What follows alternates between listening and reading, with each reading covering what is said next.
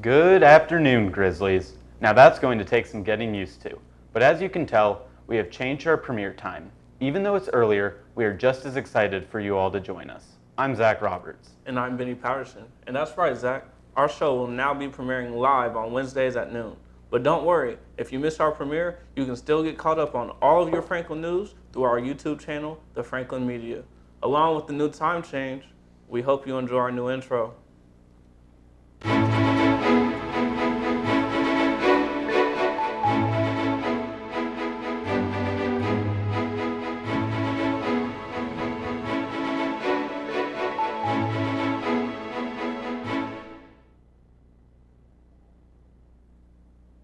With so many student athletes on campus, we've got a lot of sporting news to get you all caught up on.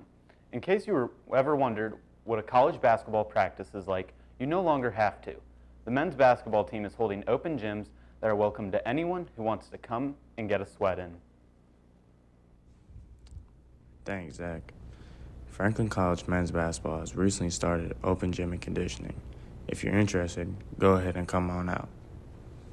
I took the time to speak with Jalen Love, a junior guard who's known nothing but winning his first 2 seasons here at Franklin and is looking to keep the winning streak going in his next coming season. We got a lot of expectations coming up for this season, 20 wins. We having a long preseason, so that's going. We working hard. We trying to do everything we can to win 3 conference championships in a row. So that's really it. The team will start their season off at Berea College on November 8th in their first away game this season with their new coach, Chris Hamilton. Make sure to tune in this season and watch and support as they look to go back-to-back and win the conference championship for the 3rd time in a row. Thanks, guys. Back to you. Franklin swimming and diving teams have had their fair share of success in recent years too, and now are looking to build on this as they open their season this Saturday with their blue and gold meet. Coming off a successful season, Franklin College Diving is back in action, starting with their blue and gold inter-squad meet on Saturday, October 8th. They are led by seniors Faith Jackson, Gage Creech, and Cameron Gilbreth. The team also added 2 freshmen to their roster. Their first official meet will be on October 15th in Terre Haute, Indiana. They will be competing in the Indiana D3 state meet, where they will be facing some of the best Division III programs in our state. Head-to-head competitions will begin November 5th when Franklin College faces the Wheaton Thunder in Illinois. The Grizzlies' first home dual meet will come on November 11th against our conference rival, Transylvania. For Franklin Newscast, I'm Peyton Lewis. The football team got their first win in conference action this week as they beat the Bluffton Beavers 37-27. The Grizzlies swept the HCAC Conference Players of the Week awards as sophomore running back Garrett Cora, senior linebacker Cody Wilkerson, and senior punter Dylan Boswell all earned the award for their respective sides of the ball. Unfortunately, the Grizzlies did drop their home opener, but are looking to bounce back with a potential homecoming victory against the Anderson Ravens. The Franklin College football team lost their home opener to Trine University 55-21. The warm afternoon started out fast with a Grizzly touchdown within the first 5 minutes of the game when Kai Ross hit Garrett Cora in the end zone. Shortly after, Trine tied up the game and the Thunder struck down with an offensive storm. On the next drive for the Grizzlies, Ross threw a 40-yard pick six to give Trine the lead, and they would not look back. Ross threw for 157 yards and 3 touchdowns in the game, and Garrett Cora added 52 rushing yards. For the Grizzlies' defense, Jaira Ojada had 8 total tackles and 1.5 sacks on the day. This game ends Franklin's non-conference schedule, and the next game will be away at Bluffton on October 1st. For the Franklin Newscast, I'm Cameron Baker. Not to confuse the men's football team with the men's football team, the men's soccer team recently came off a win against the Anderson Ravens 2-1. The men's soccer team was looking for their first win of the season Wednesday night. They hosted conference opponent Anderson University. The first half started off slow for both teams, but Anderson broke the icebreaker, scoring their first and only goal in the 14th minute of the game. Anderson continued to control momentum throughout the first half, going into the break, winning 1-0. The second half brought more excitement for the Grizzlies as they would bounce back. Eddie Yosak scored the tying goal in the 69th minute, but Eddie wasn't done scoring there. He scored the go-ahead goal during the 75th minute of the game. Franklin came out on top, defeating the Ravens 2-1. The Grizzlies will be back in action October 1st against Bluffton. For the Franklin Newscast, I'm Dylan McKinney. Don't let Roger Federer's retirement ruin tennis for you. The women's tennis team has been working hard, as they have gone through the same ups and downs as many of Franklin's other teams this year.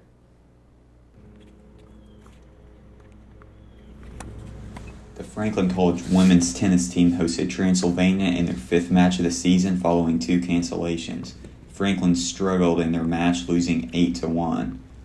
The doubles team, including Kenley Harmon and Brenna Atchison, found success, winning 8-4. However, the 2 others doubles teams both lost, and their singles teams faltered in all of their matches. In their match against Rose-Hulman this weekend, Franklin's 3 doubles teams lost in close contested matches. However, they improved as they picked up wins in 3 of their 6 singles matches. Following marginal improvements in their match at Rose-Hulman, Franklin had a very tough match in Hanover, losing 0-9, including losses in all doubles and singles matches. For the Franklin Newscast, I'm John Asplund.